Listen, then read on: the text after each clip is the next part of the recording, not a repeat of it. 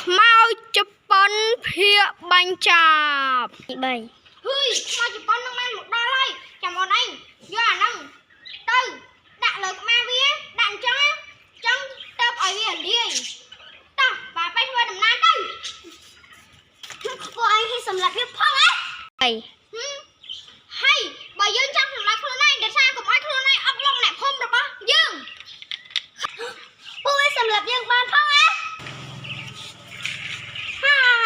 យើងមិនចាស់រលាមិនចាស់ក្តៅយើងហើយនៅ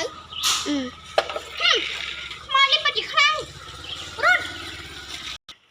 ពួកជំរាបសួរម៉ែគ្រូអាចធ្វើឲ្យវិតាមីននេះអាចកម្ចាត់ខ្មៅជប៉ុនបានទេពីព្រោះអ្នកតាអ៊ីស័យថានឹងមានវីតាមីនណាតែគាត់បានតែថាប៉ុណ្្នឹងហើយគាត់មិនអីទេចាំម៉ែគ្រូជប់ឲ្យណែអ្នកគ្រូយ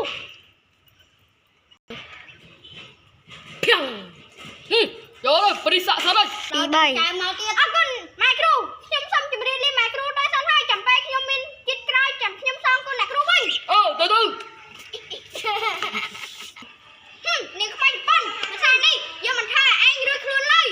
ឯងនឹងត្រូវស្លាប់ជាតិក្រោយចាំជួបគ្នាទៀតពួកឯងមានអីខ្លះបើចេញមកអស់ខ្លះ3មកសាហ្វនឲ្យបងមកសាហ្វនយកសំខាន់វាទៅក្រម